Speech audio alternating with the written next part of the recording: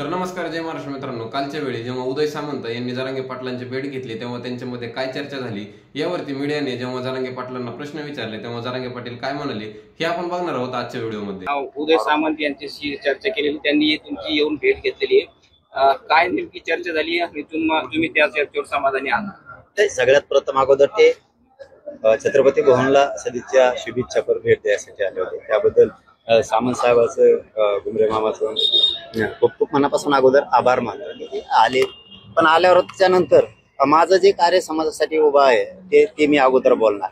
त्यामुळे ते जाता जाता त्यांना ती विनंती केली की गॅझेटियर 3ही लागू करू म्हणले होते तात्काळ. फडणवीस साहेबांनी त्यांचे प्रतिनिधी 30 जानेवारीला अंतर्वलीत पाठवून उपोषण सोडायला लावलं आणि केसेस पण पूर्ण मागे घेऊ हेही सांगितलं. त्यांनी शिंदे समिती काम करल असंही सांगितलं होतं. माझ्या मतानं शिंदे समिती काम करत नाही. काही अधिकारी महाराष्ट्रातले नोंदी सापडलेल्या असूनही देत नाहीत. काही अधिकारी नोंदीचं रेकॉर्ड शोधत नाहीये. हे 3 गंभीर प्रश्न आहेत. चौथा प्रश्न याच्यात असा आहे की नोंदी निघाल्याच्या नंतर कुणबी प्रमाणपत्र दिलं जात नाही, विनाकारण वेटीस धरायचं.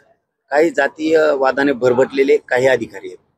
काही मनानच म्हणतायत की चला लेकराचं कल्याण होतंय म्हणून देत आहे, व्हॅलिडिटी पण देत नाहीये. आणि ती मात्र तक्रार त्यांच्या माध्यमातून मुख्यमंत्र्याकडे त्यांना महाराष्ट्रातले जेवढे अधिकारी आमचे लोक सांगतील आता की हे जाणून बुजून मराठा समाजाच्या कुणबी नोंदी शोधायला, प्रमाणपत्र द्यायला टाळाटाळ करतात, यांचे नाव देऊन त्यांना निलंबित करण्यासाठी आता आम्ही मागणी लावून धरणार आहे. ती सुद्धा हेही सांगितलं. शेतकऱ्यांच्या कर्जमाफीबद्दलही त्यांना सांगितलं. आता 30 एप्रिलला त्यांची मुदत पूर्ण होती तरी हालचाल नाही. मग तुम्ही मराठ्यांची नाराजी अंगावर घेऊन मराठ्यांचा जो संयम आहे हे सुटू देऊ नका. हे मात्र मी मंत्री महोदय सामंत साहेबाजवळ निरोप 2 उपमुख्यमंत्री आणि मुख्यमंत्र्यांसाठी दिलेला आहे. कारण आमचे सुद्धा काही संयमाची परिसीमा आहे, काही मर्यादा आहेत राव त्याला सुद्धा. आज पावणे 2 वर्ष उलटून गेलेत आम्ही आंदोलन करतोय. किती संयम असायला पाहिजे आमच्याला. शेवटी आता ऍडमिशन येणार आहे जूनमध्ये. तुम्ही जर गॅझेटियर लागू नाही केले, भरत्या होणार आहेत, त्याच्यात आमच्या कामाला नाही आलं तर मग मात्र आमचा संयम सुटला तर त्याला कारणीभूत आणि जबाबदार मुख्यमंत्री फडणवीस साहेब असणार. त्यांनी काय आश्वासन दिलं? तर त्यांनी सांगितलं की आम्ही 23 तारखेला मुख्यमंत्री फडणवीस साहेब आणि 2 उपमुख्यमंत्री साहेबांकडे जातो. कारण त्यांच्या गांभीर्य लक्षात येतं. कारण ते पहिल्यापासून ही जी आमचं आंदोलन सुरू आहे पहिल्यापासून शंभूराजे साहेब असतील, देसाई साहेब असतील, सामंत साहेब असतील, हे पहिल्यापासून हे बघतायत. घुमरे मामा असतील, आता नवीन समाजाचं काम सांगितल्याबरोबर हे 3-4 मंत्री महोदय कायम करतायत. शेलार साहेब असतील, शेलार साहेब, मोहोळ साहेब असतील, हे समाजाचं काम सांगितलं गरीबाचं की लगेच करतायत. मला वाटतं तसंच मुख्यमंत्री साहेबांनी करायला काय हरकत आहे? गॅझेटियर देऊन गोरगरिबांचं कल्याण करायला हरकत काय?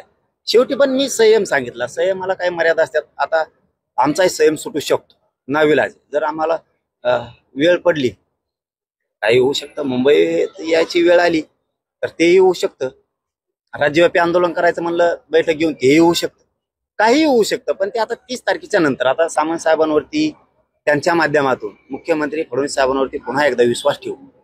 ते आमच्या गोरगरिबांचे सगळे प्रश्न सोडवतील. म्हणजे पुन्हा एकदा तुम्हाला सांगतो की 3ही गॅझेटर हैदराबाद गॅझेटसह सगळ्या केसेस शिंदे समिती काम सुरू तिने कृतीत केलं पाहिजे अधिकृतपणानं. ते व्हॅलिडिटी देणं ताबडतोब सुरू केलं पाहिजे.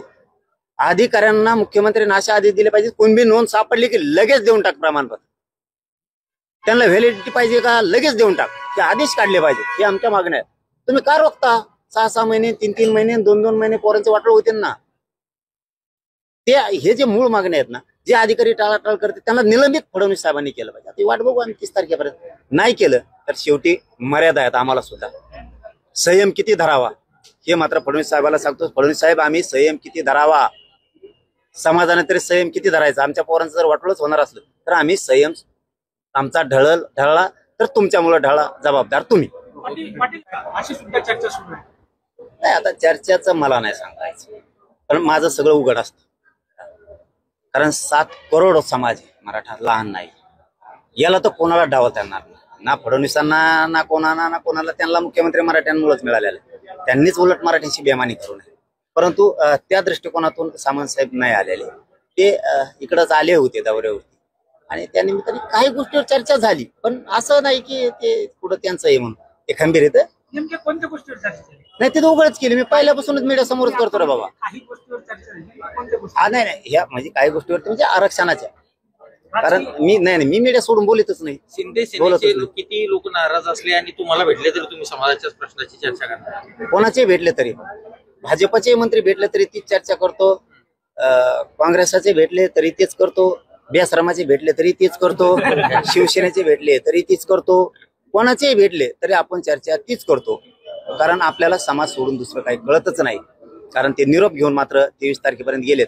या महाराष्ट्रातल्या समाजाला आनंद होईल, मिळेल असं काम सामंत साहेबांनी 2 उपमुख्यमंत्री आणि मुख्यमंत्री फडणवीस साहेबांच्या माध्यमातून करून मराठ्यांच्या सगळ्या मागण्या आटोव्यात, त्या सोडवाव्यात ही विनंती आहे. आणि सोडल्या तर खूप आनंदाचा दिवस आहे, नाही सोडल्या काय संकट उभा राहील मग मला नाही माहिती, होऊन दे काय त्याला काय नावे लागते. धन्यवाद.